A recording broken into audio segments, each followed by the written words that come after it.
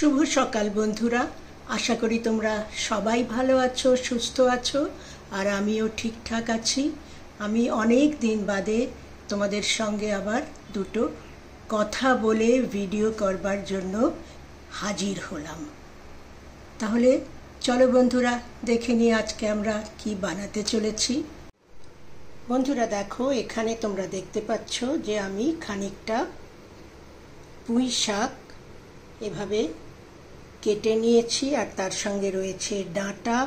এই পুঁই শাক আমাদের এক বিশেষ বন্ধুর নিজের বাগানের পুঁই শাক, সুতরাং এর স্বাদই আলাদা হবে। আর তার সঙ্গে দেখো আমি নিয়ে নিয়েছি এক ফালি কুমড়ো, 4টে তুরাই, একটা আলু। আমি এবারে এই সব কিছু সবজিগুলো কেটে আবার তোমাদের সামনে ফিরে আসব এবং তোমাদের জানাবো যে আজকে আমি কি বানাতে চলেছি। বন্ধুরা দেখো, আমি সমস্ত সবজিগুলো সুন্দর করে খোসা ছাড়িয়ে টুকরো করে কেটে এনেছি। এখানে 4টে লঙ্কাও, কাঁচা লঙ্কাও আমি চিড়ে নিয়েছি। আর এখানে দেখো শাক, ডাঁটা আমি তোমাদের আগেই দেখিয়েছি। আর যেটা এখানে সব থেকে ভিআইপি চিফ গেস্ট, সে হচ্ছে আমাদের এই চিংড়ি মাছ। সুতরাং তোমরা মোটামুটি আন্দাজ করে নিয়েছো যে আজকে আমি এই চিংড়ি মাছ দিয়ে এই পুঁই শাকের তরকারিটা বানাবো। তাহলে চলো বন্ধুরা, এবারে আমরা ঝটপট রান্নায় চলে যাই। কড়াই বসিয়ে দিয়েছি, এবারে আমি এর মধ্যে দিয়ে দিচ্ছি প্রয়োজন মতো সর্ষের তেল।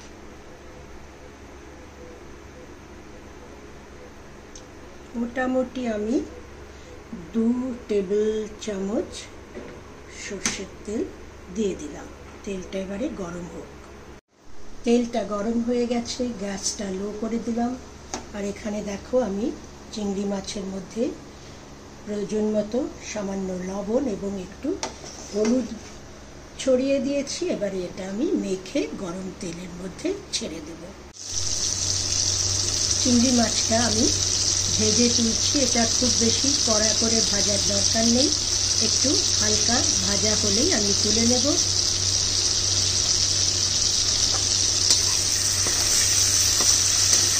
চিংড়ি মাছ আমার ভাজা কমপ্লিট। এবারে চিংড়ি মাছ ভাজা তেলেই আমি দিয়ে দেব এই 1 চামচ পরিমাণ 5 ফোড়ন। এবারে 5 ফোড়নটা সুন্দর মতো ভাজা হোক। 5 ফোড়নটা ভাজা হয়ে গেছে। এবারে আমি এর মধ্যে সব থেকে আগে ছেড়ে দিলাম আমার এই আলুর টুকরো কটা এবং এর মধ্যে দিয়ে দিচ্ছি সামান্য একটু লবণ এবং সামান্য একটু হলুদ।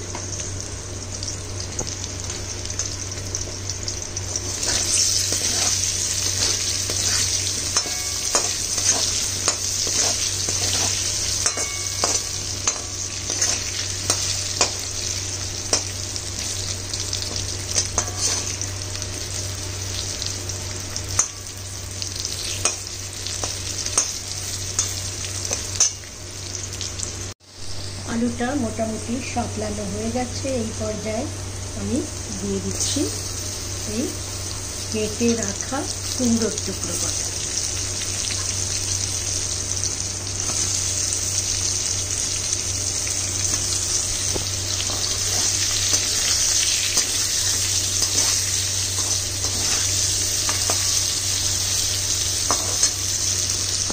এবং তার সঙ্গে আমি দিয়ে দেবো এই ডাঁটা কটা। কেন কি ডাঁটাগুলো একটু তেলে আংশালে খুব চটপট নরম হয়ে।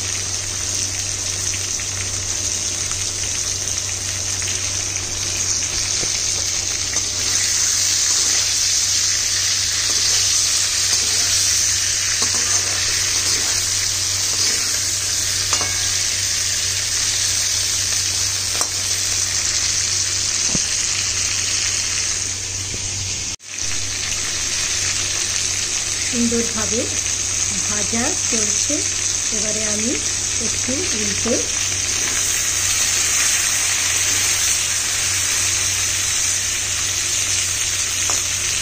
আবার একটু ভাজতে দিলাম। আলু কুমড়োটাও সুন্দর মতো মজে এসছে। এই পর্যায়ে আমি দিয়ে দেবো আমার তরুইয়ের টুকরোটা। এই ক্ষেত্রে আমরা সাধারণত ঝিঙে ব্যবহার করে থাকি, কিন্তু আমাদের এখানে ঝিঙেটা একটু কম পাওয়া যায়, কিন্তু এই তুরইটা প্রচুর পরিমাণে পাওয়া যায়, সেই জন্য আমরা এইটাই ঝিঙের বিকল্প হিসেবে ব্যবহার করি। এবারে চলো এর মধ্যে আমরা ধীরে ধীরে সবকটা মশলা দিয়ে দিলাম 1 চামচ হলুদ গুঁড়ো, 2 চামচ ধনে গুঁড়ো এবং এই 1 চামচ লঙ্কা গুঁড়ো দিয়ে দিলাম, এতটা লবণ। এবারে এটা আমি ভালো করে মিশিয়ে ফিরে আসছি। এই পর্যায়ে আমি মশলাটা মিশিয়ে দিয়েছি এবং যাতে মশলাটা জ্বলে না যায় সেই জন্য আমি একটু জল দিয়ে দিয়েছি। এইবারে আমি শাকটা ওপর দিয়ে ছড়িয়ে দেব। শাকটা ওপর দিয়ে ছড়িয়ে দিয়েছি। এবারে আমি এটা সুন্দর করে মশলার সঙ্গে মিশিয়ে আমি আবার ফিরে আসছি। সুন্দরভাবে মশলার সঙ্গে আমি শাক সবজি সব ভালো করে মিশিয়ে দিয়েছি। এবারে আমি একটু এটা ঢেকে দিচ্ছি। আমি আবার 5 মিনিট বাদে তোমাদের সামনে ফিরে আসছি। বন্ধুরা দেখো, আমি ঢাকাটা তুলে আবার 5 মিনিট বাদে তোমাদের সামনে ফিরে এলাম। সুন্দরভাবে শাক এবং সবজি সবই সুন্দরভাবে মজে গেছে। এখন এগুলো আরও 5 মিনিট মতন রান্না হবার পালা। এই পর্যায়ে আমি দিয়ে দিচ্ছি এতে 1 চামচ চিনি।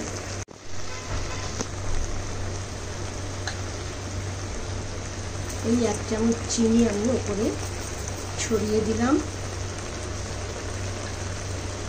এবারে মিশিয়ে আবার ঢেকে আমি আবার তোমাদের সামনে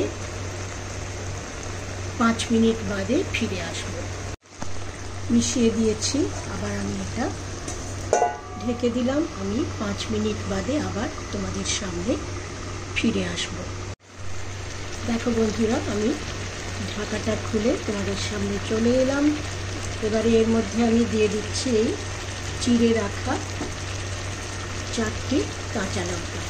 ঝালটা তোমরা যে যেমন খাও সেভাবে দেবে, চাইলে কম দিতে পারো, চাইলে একটু বেশিও দিতে পারো। এবার এটা আমি সুন্দরভাবে মিশিয়ে ফিরে আসছি। দিয়ে দিলাম সামান্য আর একটু চিনি, কারণ কি একটু মিষ্টি মিষ্টি স্বাদটাও খুব দরকার, এবং দিয়ে দিলাম আমি এবারে চিংড়ি মাছ কটা। এবারে এটা ভালো করে মিশিয়ে দেব। বন্ধুরা দেখো, আমার রান্না সম্পূর্ণ হয়ে গেছে। আমি এই পর্যায়ে গ্যাসটা বন্ধ করে দিলাম এবং তোমরা দেখতে পাচ্ছ সুন্দর মাখো মাখো রান্নাটা হয়েছে, এবং এটা দুপুরে গরম ভাতের সঙ্গে একদম চমৎকারভাবে জমে যাবে।